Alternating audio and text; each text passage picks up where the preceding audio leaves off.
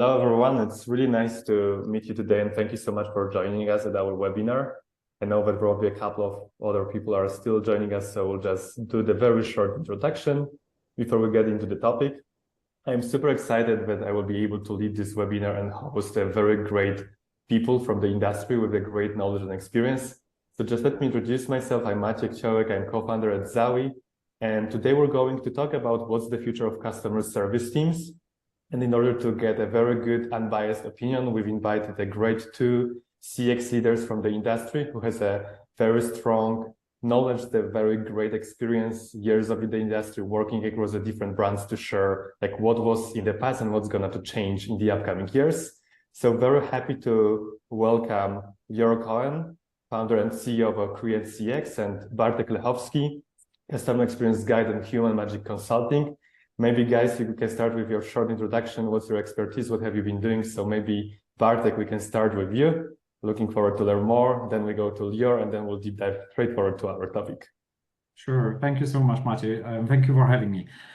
So I have been working in the field of connecting brands to customers for roughly 18 years, always basically on the client side, except for the last year. So on the client side, I divided my work experience into hardcore marketing, including digital marketing, what I was doing for Danone, for instance, building a global digital marketing footprint for some of their medical nutrition brands.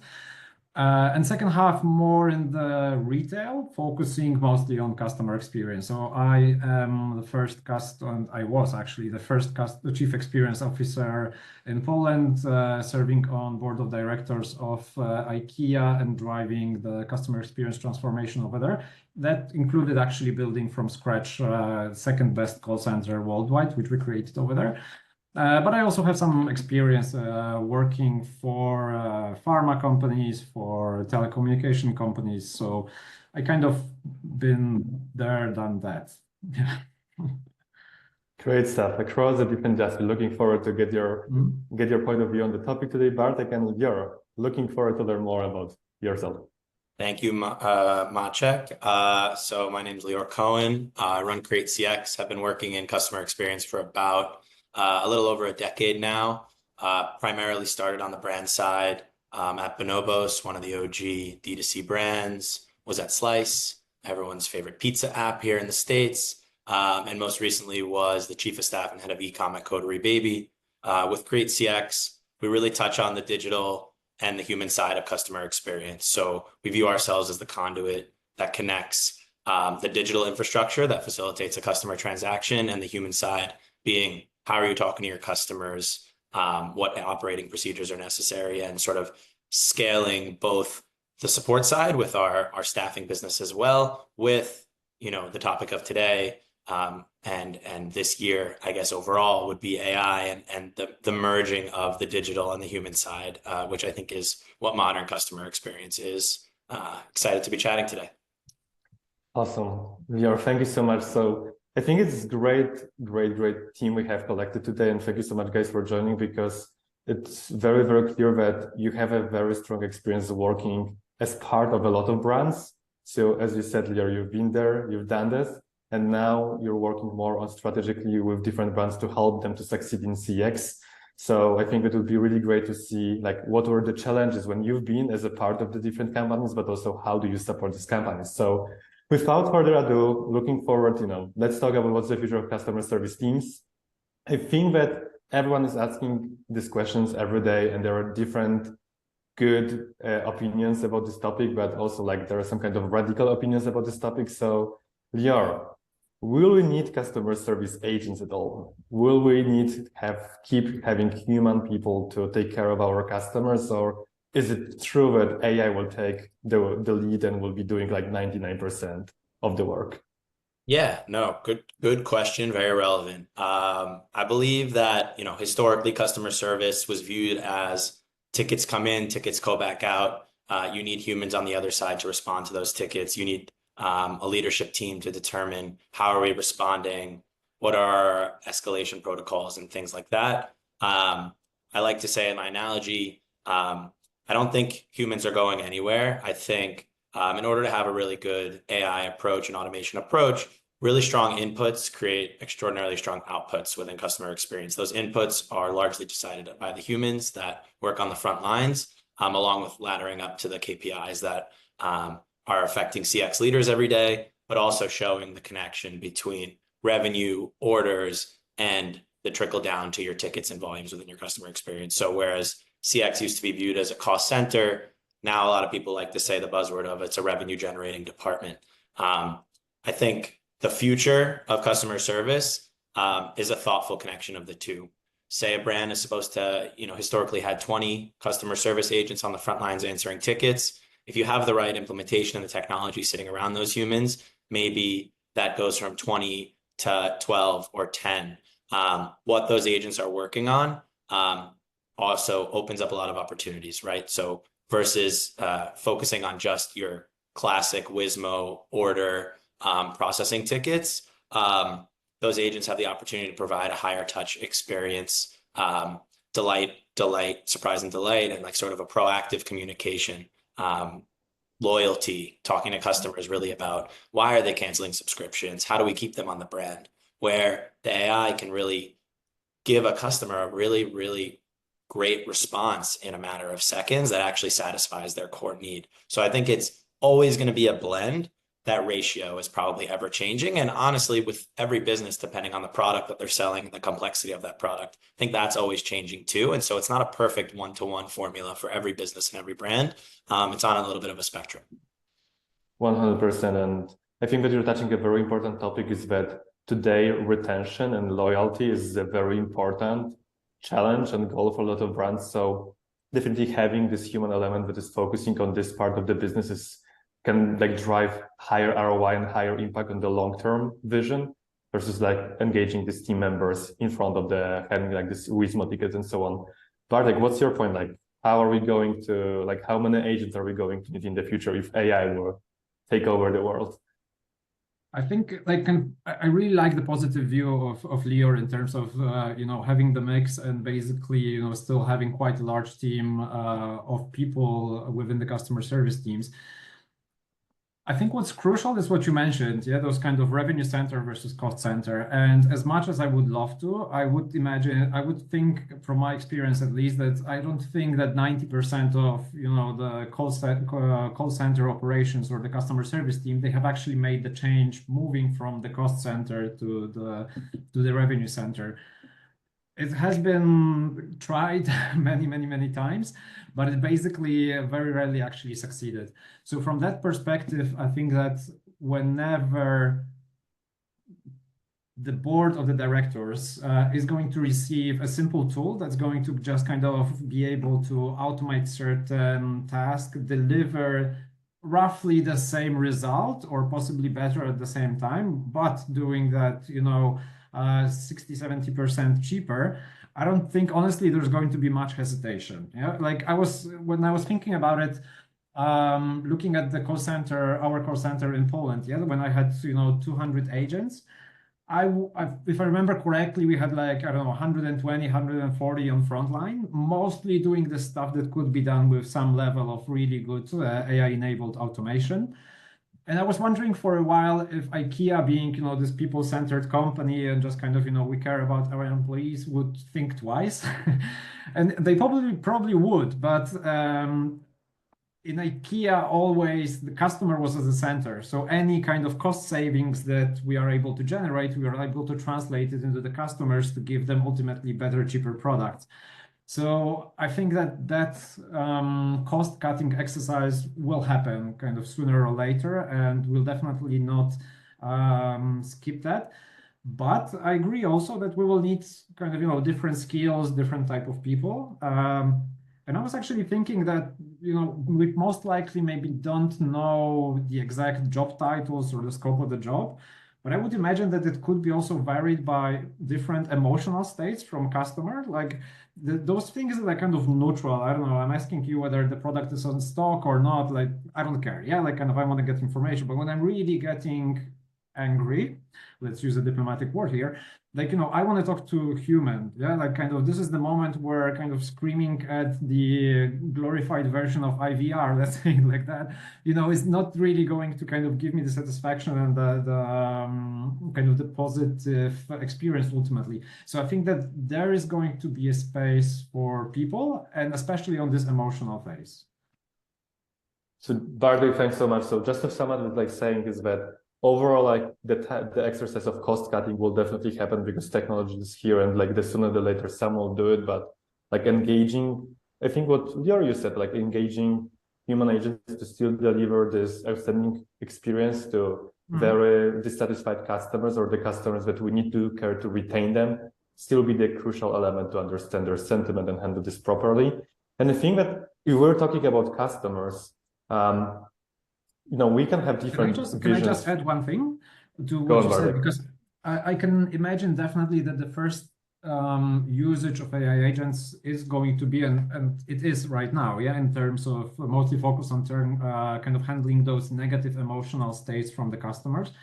But I also think that the sooner the companies realize that this is not a full picture and that you can actually design and use, you know, people interaction to augment those positive ones, I think this is also where, you know, the whole magic is going to actually happen. So not only to kind of use people to like extreme firefighting, but also give them some sort of positive, you know, experiences and kind of amplify that with a human contact. 100%. So a question here is, we can talk about what business can do it. We can talk about, you know, increasing loyalty, preventing churn, like cutting the cost, increasing the CSAT, but like, at the end of the day, there is a consumer, there is a human on the other side, the potential customers is coming to us like, Lior, like, what are the expectations of, you know, of the human people, our consumers who are coming here? Like, do you see that people are more likely to use AI? Like, do you see that like the next version of the chatbot, so AI agents, are more successful in handling these different queries? Like, people are more likely to experience and to trust this solution, trust this information they're receiving, or they will start challenge and say, get me to an agent, talk to human, I don't want to talk with you. Yeah, no, we see it every week with all of our clients. And I think a lot of it is founder driven, like Bartek said. Some of our brands do not want any of their customers talking to something that's deemed to be an AI bot. But even those, it's a cliche, but it's a crawl, walk, run approach, right? Let's start with automating a couple of the tickets and the couple of use cases that we know the customer is going to be satisfied with. If a customer wants to know the status of their order or wants to initiate a refund or wants to cancel an order they just placed 30 seconds ago, getting them an AI answer that sounds human, feels human, and getting them a result within 60 seconds is 100%, you know, I mean, you can test it from brand to brand, but largely, customers are going to be okay with that. And it's our job as a consultancy and Create CX is to say, let's start with these couple of flows, see how it goes, see what the CSAT looks like for those specific tickets. And if you're not seeing a difference in customer satisfaction, or maybe you're seeing an improvement in customer satisfaction, that gives us the data and the proof point to go and extend to other use cases and other flows. I think that's like the most important way to think about how we'd handle that. Got it. Bartek, I think also, you've been the part of the team who was, I remember, implementing this first version of the chatbot for IKEA. It wasn't large language model GenAI powered, and you've definitely seen a lot of different experiences end user consumers had. So I'm curious, you know, like, do you observe that like people back then were less likely to engage with chatbots versus today with AI agents? Oh, it's good that you mentioned that, because I was about to kind of apologize to you, Maciek, and you know the whole Zawi team, because I think that by implementing those early chatbots, we completely messed up, you know, the users' expectations and kind of undermined the whole AI assistant industry right now. Thank you for the feedback. No, but you know, the fact is, and kind of when we launched this kind of Ask Anna solution, you know, we did kind of, and I think many businesses did kind of, try to market it as, now you're going to have an experience of talking to the actual person, but, it's going to be kind of automated in a way. And then, you go in and basically this kind of theoretical person, cannot really deliver you any single information. Maybe, the opening hours in the best case scenario, if it happens to understand that this is what you're looking for, yeah? And I think that having this experience over and over again, and different brands, etc., like we have those kind of voice recognition bots, used in many cases that kind of ultimately prove to that, make this create a situation where you have to yell to the speaker for the bot to understand you. I think they have seriously undermined what the AI, what these kinds of chatbots could deliver. Because ultimately, from the customer point of view, you don't really care what kind of technology sits behind it. And I don't know, like maybe it is an option to, have AI chatbots with some special, I don't know, stamp, like, this is not your usual crappy chatbot. But the expectations were not met, and that means that people are a little bit disappointed and might have a little bit of a harder time right now to trust this solution. But ultimately, if people are curious and as long as it delivers value, the positive response is going to be there. I'm 100% sure about it. Yeah, we've seen it with our brands that a prior agency or CX person set up the initial chat bot. And chat is that one of those things that some websites, some brands don't want a chat bubble sitting on their website, and some really do. But if you do, we were seeing, messages per ticket 5, 6, 7, and we realized that it was just because the chatbot was asking too many questions, that we could have gotten the same data and the same information with 2 questions, which gets, has a long effect on the customer, right? Like less back and forth gets you the answer, but it also helps if the chatbot cannot fully satisfy the customer need, you're getting the agent all of the necessary information within 2 questions, and it's more conversational than, and this is something Maciek and I talked about when we started exploring Zowie, is, the classic chatbot, the classic live chat experience is button keys, click this, click that, that flow. The modern should feel more conversational, even if the underlying data and the questions you're asking are the same and the answers you want are the same. It's about how are you presenting it and how are you bringing the customer through. And that comes to sentiment, understanding the brand's personality, branding the chatbot to be, masquerading as a human, or very honest that, hey, you're talking to, Daisy, the AI agent. I think there's different brand approaches for that. And also what type of customer are you handling, right? If they're logged into your website and that they're a VIP, they place 10 plus orders with you, you should handle them differently than a customer that has 0 lifetime orders and it's their first time visiting your website. And that's stuff that AI can handle as long as the human side is actually dictating what those flows are and actually giving the right intents and training the right way. Yep.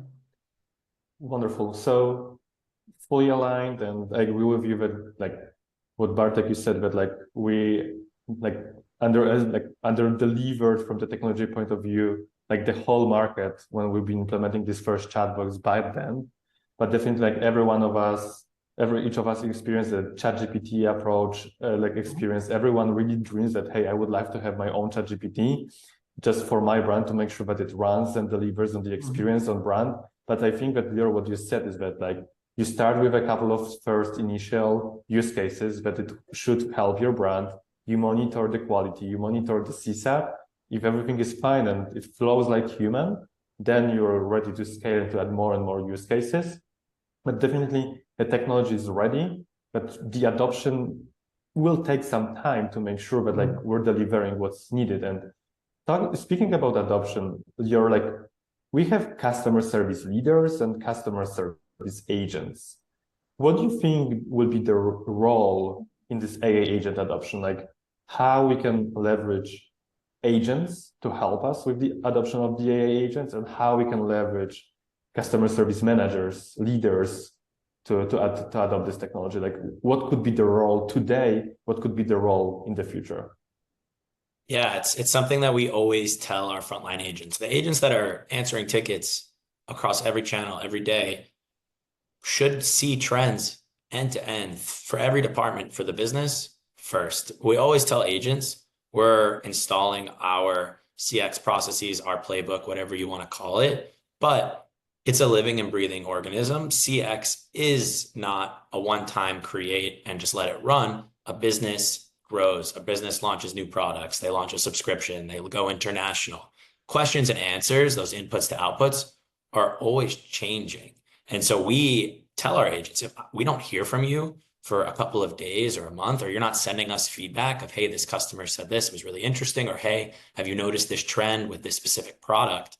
Those are all inputs to the AI or to management that it's like a flow of information that has to happen. And I think encouraging your agents to speak up and just raise a hand if they're seeing something that's a little bit off is the first step. And I think managers feeling more empowered to take that feedback and make a quick change, right? Not everything needs to be a RFP or let's have a proposal or let's have an hour-long meeting and discuss this. Sometimes it's just one or two quick changes that literally take 45 seconds in the back end of the help desk or the AI tool, and then you're off again, right? And then I think it's reactive versus proactive. Once you get out of a reactive mindset, proactive CX is where I think the management can really shine and, prove to leadership and prove to the C-suite of these brands that, customer experience deserves a seat at the table. One of our brands, we've recently implemented 2 different AI solutions for voice, for chat, and for email. We're deflecting about 30 some odd %, which is, I think, a reasonable number out of the gate to start. And now we're starting a VIP handpicked approach campaign. And those we're using the management team, right? Those are very sensitive customers that we want to have really, really meaningful conversations with. And that's opening up so much time for the leadership team to actually not put out a fire or handle the frontline tickets, but actually move the needle forward on dollars and cents and revenue for the business. Perfect. And Bartek, like from your perspective, you've been working with different CX, customer service leaders or customer service agents, like how we can engage them in AI agents adoptions, like how their experience, their skill set can be used to make it work. I think, again, of course, kind of you made the kind of distinction between agents and the managers, and I think for agents, getting this adoption rolling is about giving them tools that they can use in order to be, more efficient, to have less stress, to, I don't know, be better prepared for the conversation that they have with a customer. And I think that this is something that should be the first step in terms of getting into the agents zone. And then kind of ultimately trying to, step it up, like Lior said, case by case, hopefully automating, those that are, with this Pareto rule, those 20% that generate, 80% of the whole traffic. For the managers, I think that in general, you should,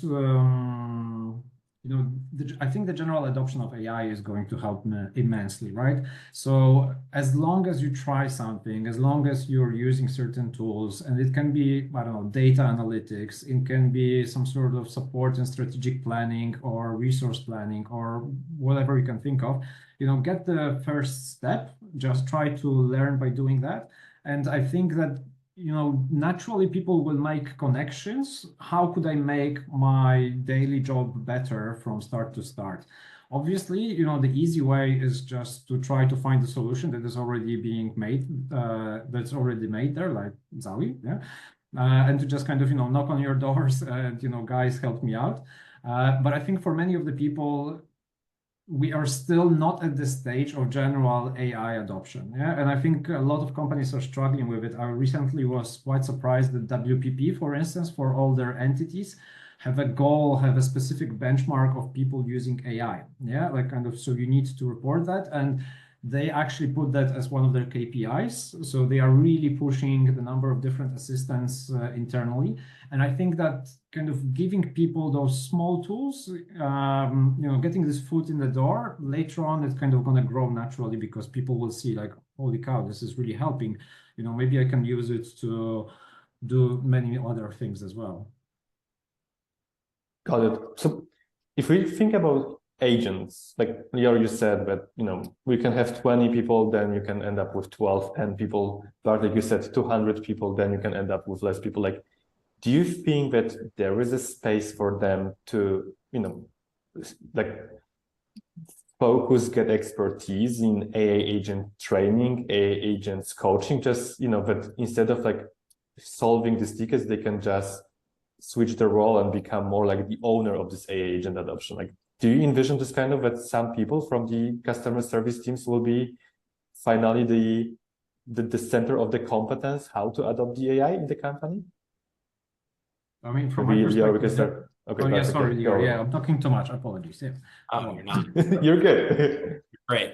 Yeah, I think that comes down to sort of that end to end, right? So you're making macros. Macros are guidelines, right? A macro is not the final email most of the time. We want it to be adjusted to tone, to the type of customer, all those different things. I think that is where the AI Agent Assist is really helpful, because the additional context that AI can pull up for that agent, bubble up about the specific customer, their tone. They've written us 4 emails over the last week. They've had a number of poor experiences, and to like sort of give the agent more information, but also a recommendation for here's how we should answer using the base macro and the base guideline, but providing more context.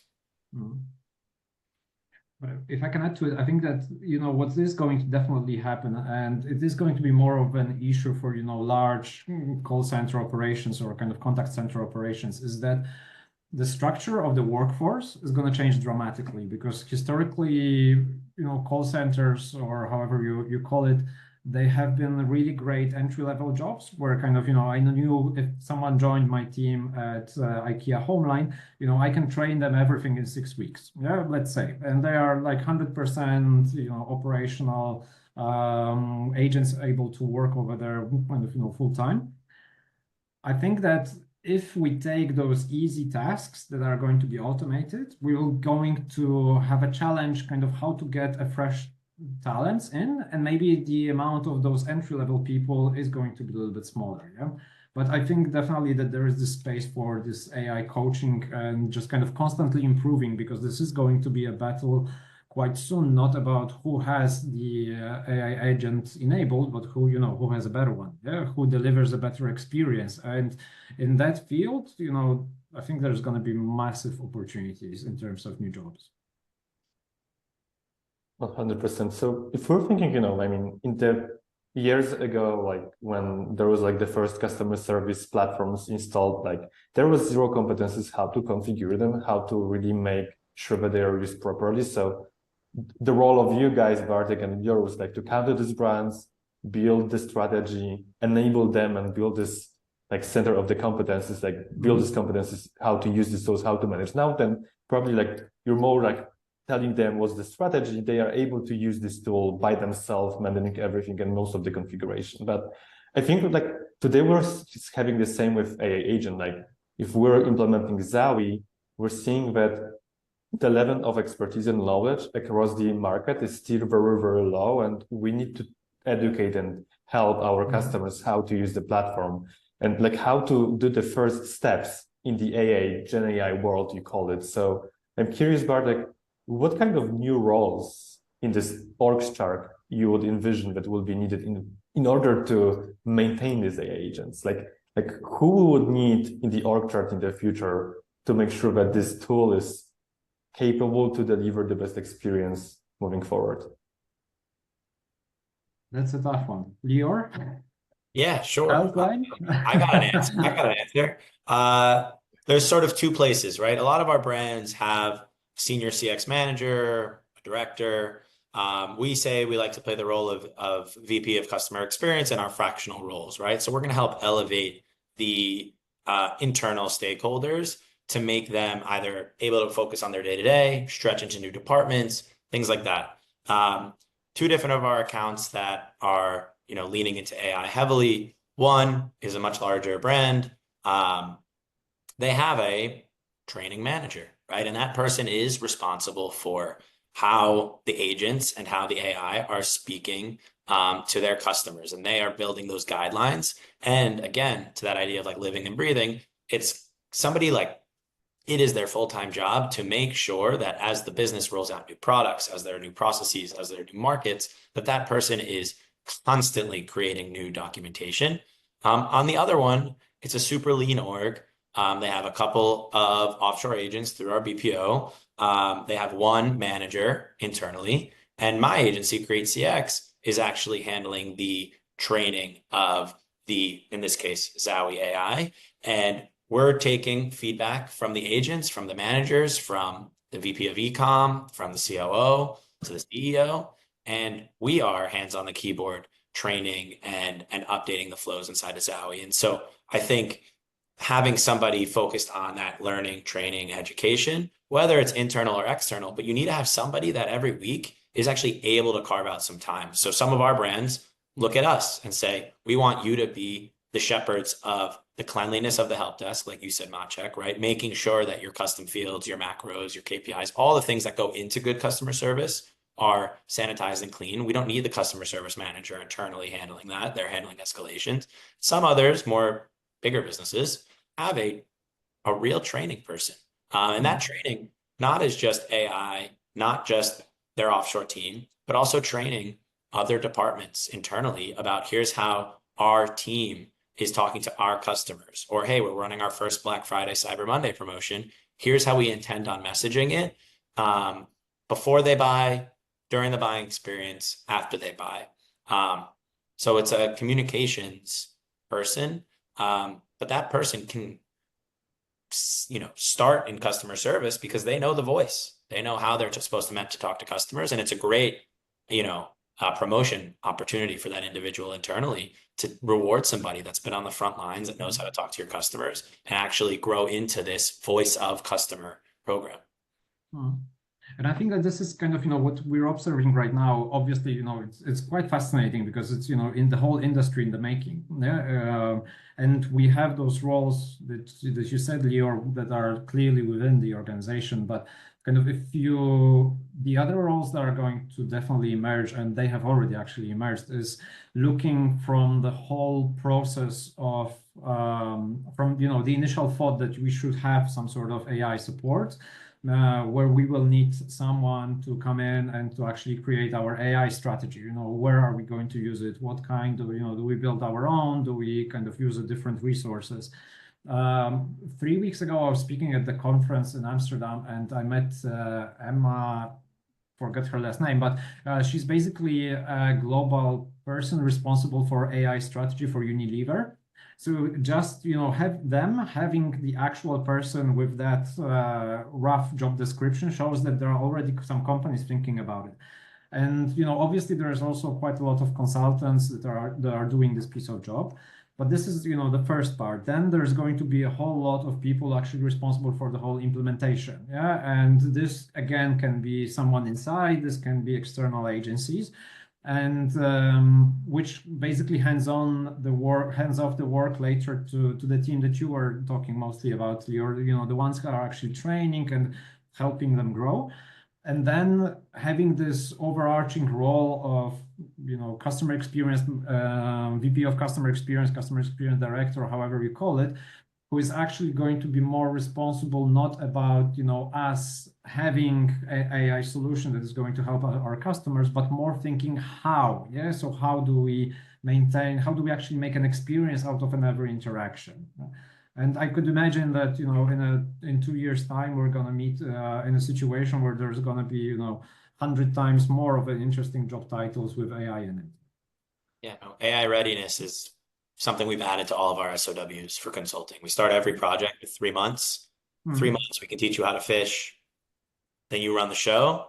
But in those 3 months, getting your software down, getting your processes down, and like AI readiness and implementation, is something that not a lot of companies have resources for internally. And it's a little daunting, where I'm talking to a prospect now and they are like, this is a KPI, it's an OKR for me. It's something I'm supposed to deliver on. I don't really have time for it. Is this something you could come in, evaluate, stand up, and scale with us? And yeah, in a couple of months, you can get that going, and then decide for yourselves how much more you want to get into it. But adopting it not at all is a bit of a disservice to the business, depending on that, founder-led approach. Although when I was on this conference, there was an interesting thing where one of the people asked how many companies are actually forbidding people to use ChatGPT in their company. And there were quite a few hands raised. And I was honestly shocked that kind of, the organizations would actually go in and make a deliberate decision to just basically ban it. So I agree completely with you that ultimately there's no escape, but some of the companies are definitely lagging behind. Yeah. That's a lot of insights, guys. Thank you so much for this. A very quick one. One final question for this, and we'll go to the Q&A from our people who join us today. So, we've been talking about future. There's a lot of things that will be going this way or the other. I think that the closest future we have is 2025. We have already started talking about this, that you have a brand talking and there's someone has already KPI to adopt AI in 2025, which is great.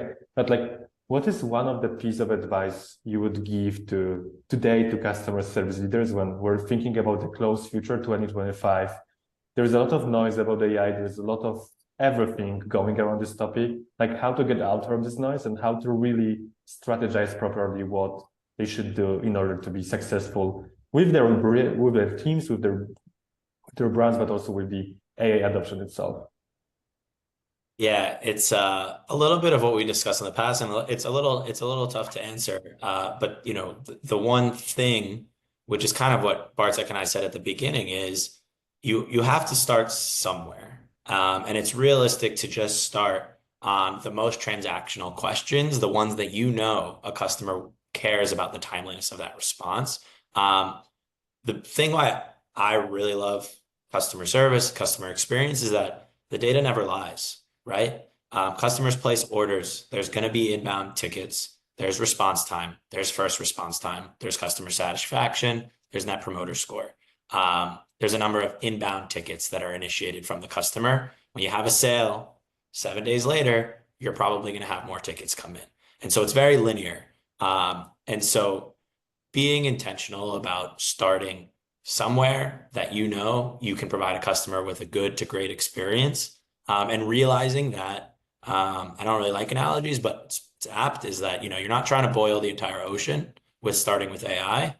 You just got to start somewhere and get it going. And that might be where you stop. But you might find that it works for your business and that instead of 20, you should go to 50% automation, or maybe the voice channel's sucking you dry on the staffing side. There's a balance, right? And I think being very clear with the leadership of your company of what that balance is, what the desired balance is, and then what's realistic in terms of timeline and execution, knowing that in 2 to 3 months, you should be able to create something that gives you a strong baseline. If that's all you go, that's okay. Some founders will say, we don't want 80% of our tickets being handled by AI, but some founders might want you to push the envelope and see how far you can go. And I think no two businesses are the exact same. There's similarities, but I think being measured and realistic about where you're starting and where you can go, people just get burned with unrealistic expectations, unrealistic timelines, and not asking the right questions before you get started. That's something that we are, very careful with our engagements and with our clients. And if you're realistic and ask the right questions, then delivering above and beyond those expectations becomes a lot easier. I agree completely with you, Lior. I think that ultimately you just have to start. We're at the phase that I'm still quite surprised that living in a bubble that is much more connected to AI probably than most of the businesses. We kind of assume that everyone over here uses Claude, ChatGPT, and basically ditched Google some time ago in some Perplexity all the time. But this is not the case. Still a huge amount of organizations have little to none of experience in AI, and I think that just kind of picking something and trying it out. I know this is not an optimal option, but kind of it doesn't really matter sometimes where you start, because sometimes going in and trying something, it's not sorry, like Jeff Bezos has this kind of division between, two-way decisions and one-way decision. Yeah, like this is a two-way decision where you can kind of go into that, but you can also retract later on. Yeah, you can change your mind, you can change your provider, whatever, but just going in, making a decision, trying to hopefully source for a provider that actually has some working use cases, that is not kind of ideas and visions how it could work, that can come and show you, okay, we'll take this and this amount of time to implement this solution. We give it a try. We see how it performs with data, like you said. And then you're basically going to see whether this works for you on the longer time, whether you want to scale it. But I completely agree with you, Lior. Just start doing something. What are you waiting for? Love it. Awesome. Guys, thank you so much for sharing this, and really hope that you can hear me well, because I feel that I have some small troubles with the internet. So I think that we did a really great and cover a lot of good insights today, and really was great to. Oh, we did have some trouble with the internet. It'd be really great. Oh, You're there. sorry, maybe. Zoom world.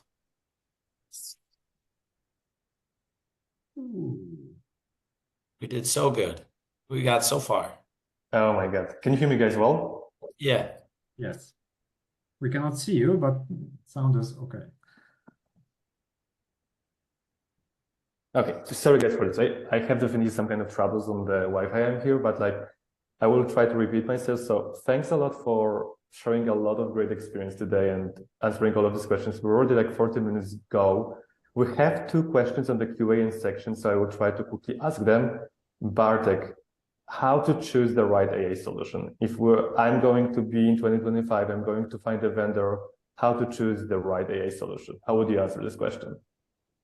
I think, like I said before, I think that you should look for a solution that already has been implemented somewhere, and that you can already try out and see, even from the customer perspective, how does it perform on certain levels. Yeah, this is going to be a little bit of a disaster check and giving you the possibility to see the level of ambition that you would want to achieve. But then the second thing from my perspective is also to have a very specific use case and start with that and see if the specific use case that sometimes generates, I don't know, the majority of the contacts that you have, whether you can automate that one and just focus on this. Yeah, like always having a very specific task in mind is going to help you in terms of getting a fast, relatively implementation, and then basically test it out and see if it works. And also, just kind of read a lot of reviews and try to look for different solutions and start having video calls with a whole lot of people, because I also think that the chemistry with the team is also quite an important aspect of choosing the right solution. Yeah. Same. Thank you so much, Bartek. And you're the question for you from our audience. Go ahead. Go ahead, Lior. Please share the. Well, I was just going to say, a lot of these businesses that you're evaluating AI for are definitely, it's what Bartek said, are servicing customers in similar industries. And so going and testing it yourself, getting references from the vendor that's selling to you. If they're not willing to give references or point you to examples of live production accounts, then it's not going to be worth your time. So that's about the diligence.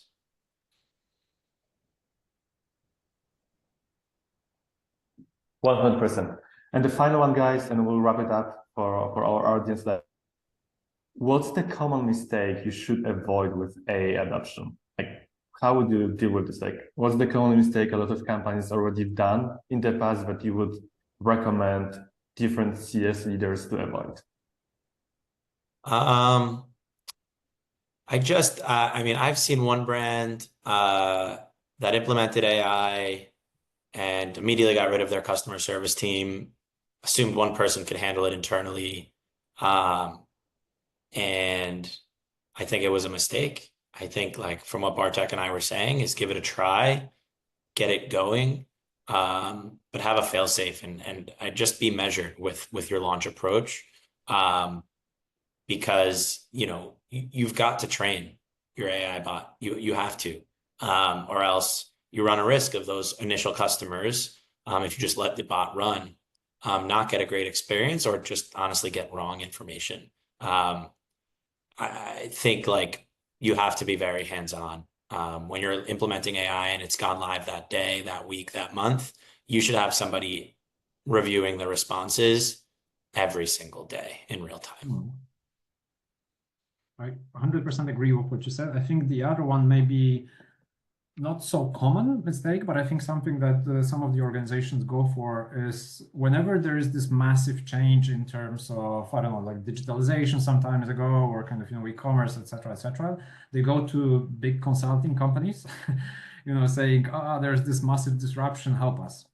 And I'm not personally a big fan of the massive consulting companies for the reason that they tend to overcomplicate things. Yeah, when you go to one of these kind of large companies, obviously those things are going to grow into this massive project where it's going to take, you know, 3 months to, or, you know, 6 months to prepare the strategy, and then the acceptance of the board, and then choosing the vendor, etc. And by the time you have even started looking at the concrete solution, you would probably spend a couple of million. Yeah. And it doesn't have to be like that. I think the beauty of AI at this stage is that, yes, you know, the big companies are there and maybe have competences to help you, but there's also quite a lot of different people having very tangible experience and smaller solutions that can actually deliver you the value without having to, you know, invest all these things into the big consulting contract. I know that sometimes, you know, from the board perspective, you just need to have a stamp that this is recommended by McKinsey in order to get the budget, but maybe you will be able to get the funding without this time. Great. Awesome. Lior, Bartek, thank you so much for sharing this. It was a really great having you. I learned a lot from your experience, and I think that our people who join us today also has a lot of great updates from you and how to look forward in the future. Sorry for my final troubles in the connection, but I hope that you've been heard very, very well. Looking forward to reconnect in a couple of months from now and see how 2025 goes. And thank you so much, everyone, for joining us. If you have any kind of questions, and you're looking for a very, very strong advisor in the AA space, definitely highly want to recommend Lior and Bartek to move forward. They've already done it with multiple brands. They have a very hands-on experience. So we're looking for the piece of advice and work strategically. These are the go-to people to work with. Thank you so much again for joining us. Looking forward to meet you on the next webinar. Thank you. Thank you, Maciek. Thank you, Bartek.